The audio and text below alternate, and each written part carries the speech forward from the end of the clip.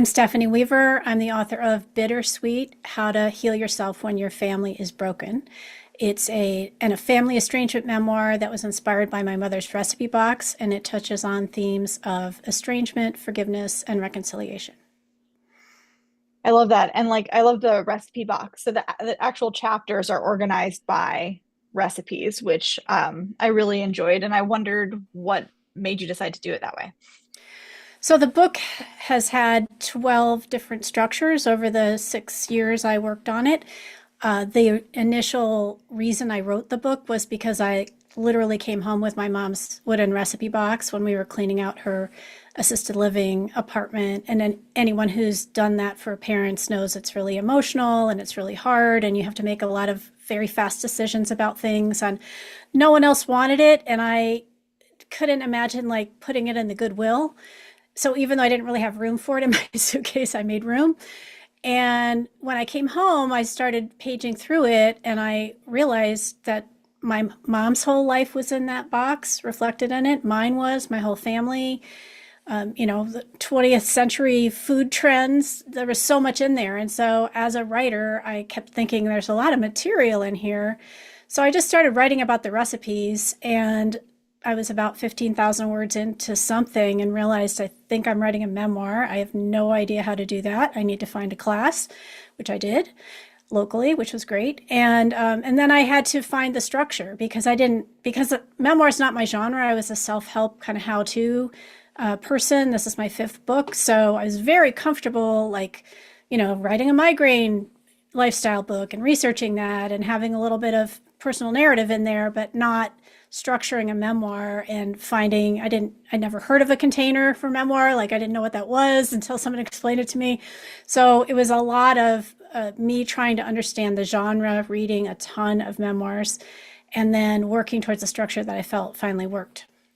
hmm hmm Yeah, that's actually kind of validating because I just redid my book, and I think that it's probably like the 10th or 15th structure.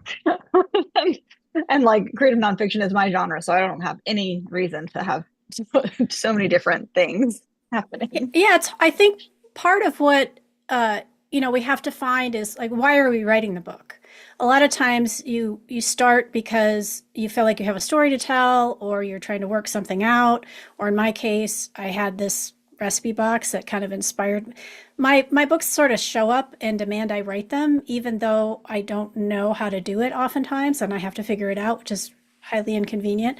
So you know, having the recipes was great, except that it didn't work for every chapter and it felt clunky. And did I put the recipes at the beginning of each chapter, at the end? Do I put them at the back of the book? And for a long time, there's a prologue that was explained the recipe, finding the recipe box, which I felt was necessary. And then when I decided in 2015 to restructure the book around family estrangement, which was not the reason I wrote the book, but ended up being kind of the thing that made it finally make sense, it had to start in a different place. So the recipe prologue went away.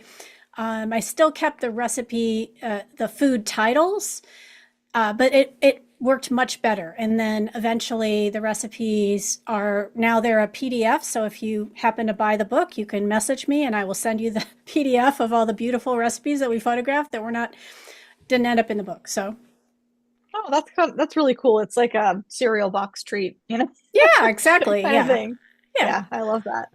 Um, yeah, and it's coming out at a time when estrangement is just like blowing up in our awareness for the last, I mean, really, it seems like 3 years maximum that it's become like a really big thing. I think that I first heard the word like a year ago, like publicly, like in a pop culture way. And um, I published an essay about it about a year and a half ago, and it seemed like right around that time that everything was just like let's all separate, and TikTok got on board and everything. Do you want to talk about that trend and just like how your book fits in, or any thoughts about that you have? Yeah. So I used to listen to a podcast, I think it's called Death, Sex, and Money by Anna Sale.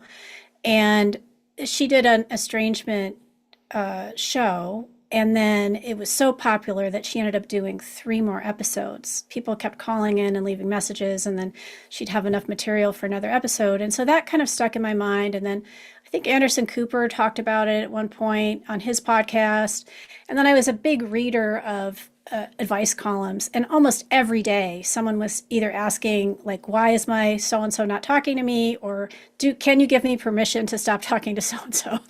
And so, I had a lot of rejections. Truthfully, I pitched over 175 agents on this book, and don't have a big platform, not famous. So, and I thought the recipes, because culinary memoirs are pretty popular, I thought that was enough of a hook, and it wasn't. So had kind of set it aside for 6 months and went to a program called the Writer's Bridge, where they had people talking about how they sold their books without platform. And all of them had some bigger message, about behind the book. And I literally, it was like a light bulb went off, and I thought, well, that's kind of the book I sort of normally write, is about a topic. And what about estrangement? Because there's not a lot of books about it. And I started to look for them and find them. And there's one research study out of Cornell. And so I thought this seems like a good hook, essentially.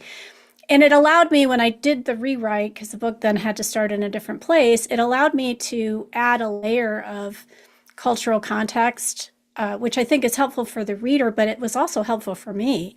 It's helpful for me to understand what was happening in the late 80s and how the authors of The Courage to Heal were, sandbagged on every show they went on and then were sued. And, I knew about the false memory syndrome association, or whatever it was called, because my father accused me of that, or accused my therapist of it.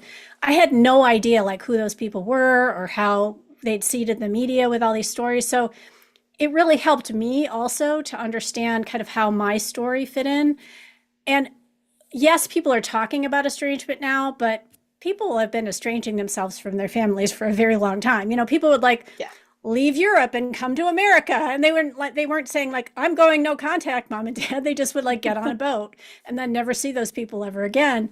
And there might be many reasons why they did that, but I'm sure part of it might have been, hey, these people are no bueno, and I want to try something else. So I think certainly social media, there's no social media back when I was going through the throes of, what I went through. I didn't know I was estranged from my parents. Like, literally would never have said that to someone. And it was very shameful. The fact that my parents were alive but weren't invited to my wedding. My younger brother wasn't there. We didn't know how we were going to explain that to people. And so there's a lot of shame around it. And so when I had that idea, then I actually just posted on social, and I don't get a lot of responses on anything I post on social, but I posted in my stories, like, I'm working on an estrangement book. Let me know what you think about that, or something. And I got 40 responses, mostly from strangers, because somehow it, like, got picked up. And all these people wanted to talk about it. So I thought, okay, there's definitely something here. And then now we've got Eamon Dolan's book came out, The Power of Parting, and then the new No Contact anthology just came out, or is coming out at the end of this month, I think. So there's certainly a lot more stories coming out, but that doesn't mean estrangement is new. Yeah, I think that's great. I mean, yeah, I feel like estrangement happened in, like, Greek mythology. It's Yeah. like people leave all the time, but um I love I'm really excited that it's something that we can talk about now with, like, a label that has kind of like like pizzazz, like, it feels like it's less shameful. It's more like, I mean, I think that the majority of the media that I see is coming from parents who are upset about being estranged from their child. So I do think that there's some, like, intention to sort of continue the shame thing. But I love that there's something else too, because that's my biggest thing with estrangement is just, like, how fun it is. Like, it's so joyful. I'm, like, so happy that I'm Oh, I estranged see. from my yeah. I And think, I'm well, sure that there's a lot, it's complicated for everybody, but for me, it's like, oh, I have permission to do this thing that I would never have given myself permission to do until now, yeah. and that permission is so joyful. And I think it really depends. There's a lot of reasons people are estranged. You know, money and inheritance is one, divorce is another. Um, Obviously, mental health and or addiction issues are a big one. If there was abuse, which is my in my case. So, you know, depending on where you're at in that spectrum and the reason for it, it can be very freeing. For me, it was very lonely, but it felt like what I had to do to understand and survive what happened and make sense of it. And it wasn't until, you know, 16 years went by and I finally decided that I'm going to reconcile, even though I'm not going to get an apology. And that's why I kept going with the book, because I felt like it was important for people to hear that story, because forgiveness is very loaded. You know, people, Mhm. I tell people forgiveness isn't for them, it's for you. They don't deserve it, but you deserve it. You deserve to not be carrying this around if that's what you choose. It's not, this is not a prescriptive book. If people want to be like F you to their family for the rest of their lives, that is their choice and absolutely their, you know, and I have no judgment about that. For me, that wasn't how I wanted to be. But I'm still estranged with both of my brothers. So it's not like, you know, everything gets fixed if you try and make amends, because usually something's very broken for there to need to be an estrangement. So,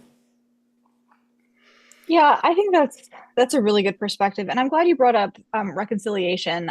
If it's not okay for me to reveal this, like I never know what's like a spoiler to a writer, but like the part in your book where you're like, I'm making a decision to forgive right now was really cool for me to read. I just received a letter from my mom. My mom is the one who I'm estranged from, and she writes me letters here and there, even though I've asked her not to. It doesn't, you know, she doesn't care.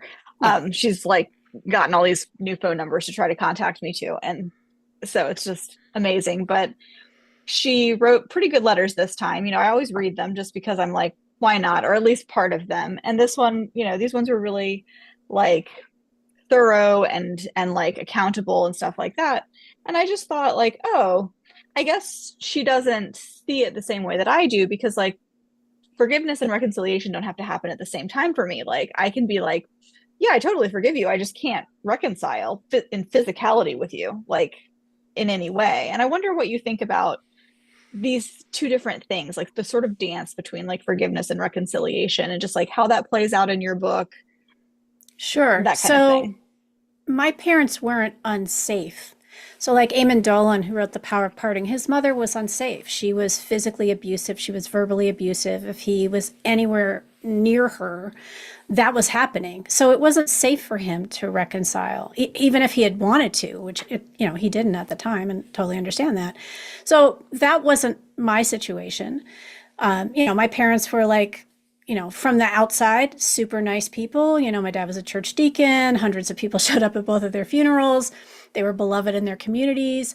So no one knew the side of them, and there was not. And so the my abuse was sexual abuse, and it was at night, and no one talked about it, and you know, it was buried in my memory and my sister's memories. So it wasn't like, you know, and it was a discrete thing that had happened far in the past. So that's very different than if someone, but you know, my father, if you recall in the book, sent me like was relentless about sending me letters, and each letter was more unhinged. And I would take them to therapy. I'd be furious because he wasn't listening. You know, one of the themes of the book is that I'm like talking and no sound is coming out. Like no one is listening to me say no. No one is listening to me say what happened to me. And, you know, a big part of writing the book was finding my voice and telling that story. So, you know, and I didn't know that I was going to forgive my parents. You know, I think one of the things that the researcher at Cornell talks about in his book, which is called Fault Lines, is this need for an apology, that people will hold on to this need for an apology. And then there's another great book by Molly House called A Good Apology, 4 Ways to Make Things Right. And one of the things that she says is that if you hold on to that for that apology, you may never get it. And that might be okay with you, But if that's what you're holding out for, the chances are you're not going to get it and you're not going to be satisfied with it. So you have to decide, well, what do I do then? And so for me, it was like my parents are never going to admit this happened. They're never going to say they're sorry for it because it didn't happen in their mind. And in fact, they asked me to apologize to them before they would reconcile, that was a whole nother thing.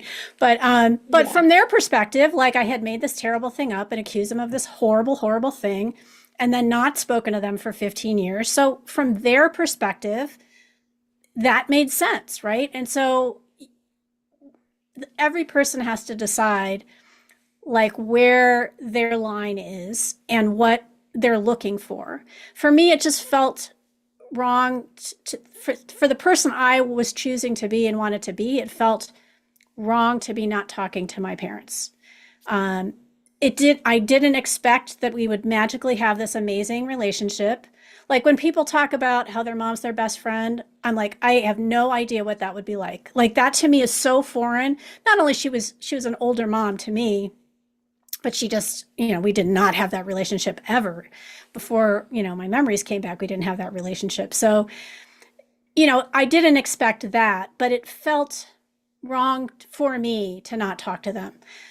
I knew that it was going to be a very superficial relationship, which it was. But it just felt better to me to go to the 80th birthday party and the 90th birthday party and, be there.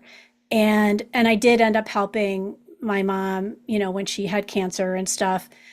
Not to, we live far apart on purpose, on my purpose on my part. But, so you asked about forgiveness and reconciliation.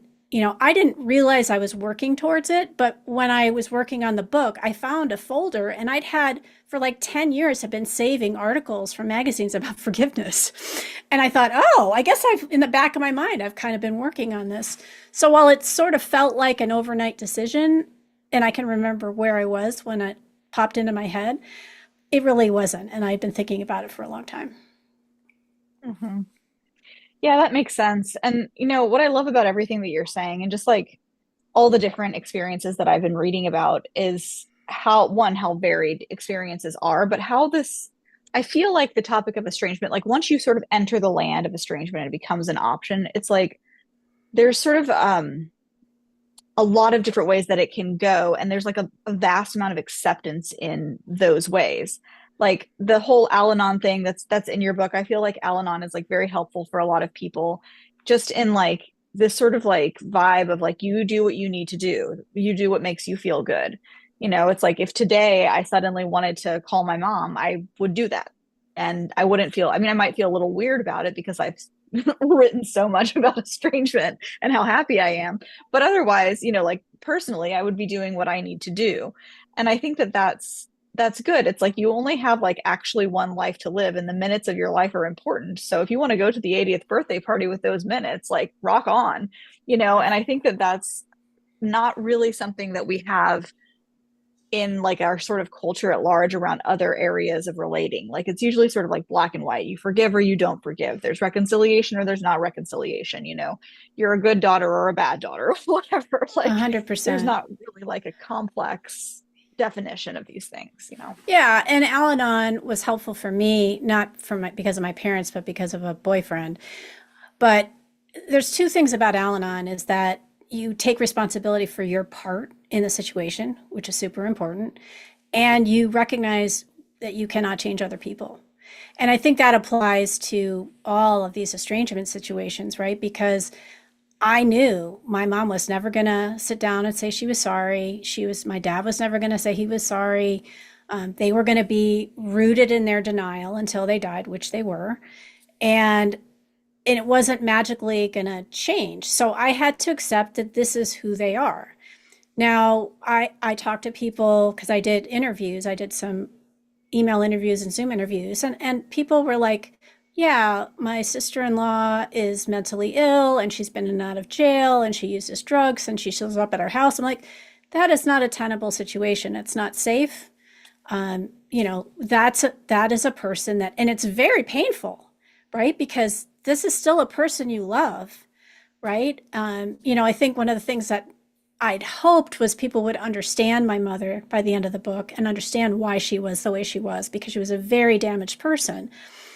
And it kind of made me sad when an interviewer said, "Oh, I hated her at the end of the book. I was glad she died." And I was like, "Oh, no," because she really had a really hard life. And, but she also, her responsibility was she could have gone to therapy. She could have taken meds. She could have worked on stuff in her 50s or 60s. All that was available to her. And that was where I think, part of what this estrangement being open is it's helping people see what their options are for their life. And you don't, just because you're related to people doesn't mean you're stuck with them. And if they're treating you poorly, you don't have to just sit there and take it and show up. I mean, I know people that they're like, well, I could never do that because we have to have Sunday dinner. And I'm like, you don't. You think you do, but you don't. And I just remember one of my very good therapists saying, family's like a boat. Everybody's in like a rowboat. And, maybe you're just going around in circles or whatever. So you can jump out of the boat. The boat's going to rock back and forth, but eventually it'll settle. You have the right to jump out of the boat. And so do your family members. Like everyone has that right. And it's just a question of, I think when you talked about the parents, there are a lot of, there's parents that have TikTok accounts and things. And obviously there's a wound there, right? Because they do feel really hurt. I often don't see them taking responsibility for their behavior that might have caused their child. And that's one of the things that Carl Pillimer, the author of Fault Lines, describes it as a volcanic event, this thing that happens, and then the person says, that's it. And for the other person who's being separated from, to them, it seems like, well, it was just this little funny thing. I just said that a dumb joke. Like, why are you so sensitive? But it was like the 150,000th time the person had done that. And then you get to your limit and you're like, nope. And for me, it was my father. I was 28. I just come from a solo trip overseas for 2 months in Southeast Asia. I was going back home to Chicago where I'd lived for 10 years independently. And my father was like, we'll build a wing on the house and you can live with us, but have your own entrance. Won't that be great? And I'm like, what the actual F? Like that is nuts. And also, why would he ever think I would want to do that? And it was that sort of, and he had been, constantly, oh, move back home, move back home. I actually never lived in Colorado. So this idea that I would move back home to a place I'd never lived was also, nutty to me. But it was that, he had said things like that many times over the years. But it was, for some reason, that time was it. And then as I got on the plane, I just felt like I felt something break inside me. And then it was like, oh, and I was just furious. And I'd never been allowed to be furious. So then I had to figure out what I was furious about. And that, then that's where the story starts. So that was the inciting incident for my estrangement, but it also ended up being where the book had to start. Yeah. I think I love that idea of the volcanic event, and just like everything that you're saying makes so much sense. And it just like what I was thinking when I was reading your book about like these things, these like small interactions. And by the way, the dialogue in your book is wonderful. I'm really into people using dialogue in nonfiction, which I think is kind of rare. And there's so much in your book. I really appreciated that you did Thanks. that. I worked really hard on it. Yeah, I know. It's like the hardest thing, isn't it? It's really hard. I love, yeah, I've had in my work, like people often are like, oh, there's so much dialogue. Like, how do you remember it all? And it's like, no, no, no. This is an art. Like it's just trying to get the as accurate as you can, but like to convey the truth and also be interesting. It's like the hardest part of writing. So I really appreciated it. Thank you. And I know it was hard, but just like exposing these like intricacies of like the small moments of these relationships. I think that most memoirs, like sort of traditionally, they show like rough things, but it's like in these broad swings. And I like your book and a lot of these stories that are about estrangement because they just show these like minute details, and you get to see like a window into other people's families, which we really just don't see. It makes me realize like it's very much like a mono story, and or there are like three or four different stories that we see in our media all the time, and then none of them really reflect us. I think I've seen like lately on TV some relationships that look really realistic, and they're like in that they're problematic. Like in Big Little Lies, there's like an abusive relationship between Nicole Kidman and Alexander Skarsgård, and that's like the most realistic abusive relationship I've ever seen. you know, and it's just like the intricacies aren't there. So I really like everything that you're saying about that. It also just like gives us permission to feel, like having an inciting incident that seems small but is actually huge is, I think, where literature has a lot more opportunity than any other medium. Yeah. So Alyssa Altman, who's an amazing memoirist and food writer, wrote a book a year or two ago, came out called Permission. And it is for memoir writers, but it's also for everyone because one of the things that happened when she wrote her first memoir, I think it was the one called Trafe, she had like three lines about this thing that had happened, which was that her grandmother left her father as a child and her husband for, I don't know if it was a couple months or like a year or something, and then came back. And everyone in the family knew about it. But it deeply affected her father being abandoned. It was a theme throughout his whole life. So Alyssa just mentions it as a fact. And then most of her family totally cuts her off because she told this secret. And it wasn't a secret. Like people talked about it, right? So, there's this sense of, and one of the things that someone said to her was, "Who do you think you are?" And that for the memoirist is the question, right? Do I have the right to my story? Do I have the right to tell my story? And I wanted to be really fair to the people that were in scenes. So, like, my siblings are in the bare minimum of scenes they needed to be in order to tell the story. And, there is essentially an antagonist character, but it's something where, you know,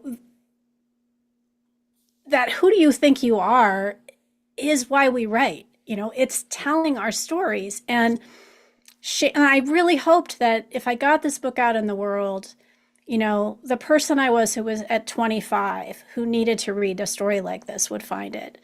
And at 35, when I was about to separate from my parents, and at 45, when I was, thinking about reconciling. And so that's why I kept going with it. And I'm just very grateful to Woodhull Press for saying yes to a memoir when they're very hard to sell, as everyone hears.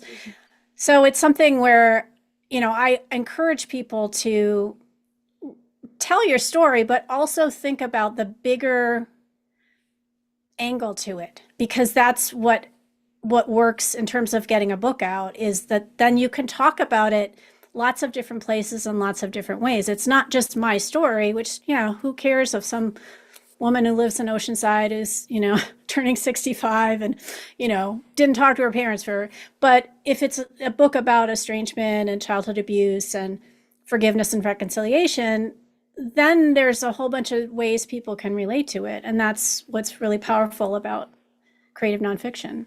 I love that. And you talked a little bit about the beginning of your publication process, but how did you end up finding the press? Did you get an agent or did you submit directly to the press? So at that point, I was so worn down from the 179 rejections that when I did the rewrite, I feel like this is saleable. And also when I got to the end of that, which was like the 90th draft, honestly, I heard almost like an audible click, and I thought, oh, it's done. It's actually finally done. Because every other time I'd written it, I thought, well, the editor's going to tell me whether this works or not. And this was the first time I felt like, oh, this was what it was meant to be all along. I just had to be patient and get there. So I pitched it to 5 independent presses that don't require an agent, and it was one of those presses that said yes. So, Nice. I'm just very grateful. I don't have the money to pay a hybrid. I don't think there's anything wrong with going with a great hybrid, but I don't have 10 grand to put into this book. Like, it's just not realistic for me. So I'm just super grateful to be able to have it out. I think they did a beautiful job with the design and the cover. And so I'm, really happy to have it out in the world, and now just trying to get the word out. So thanks for having me on the show. Thank you for listening to Totally Biased Reviews, hosted by Asha Dore, produced by Asha Dore and Rebecca Torino Collinsworth.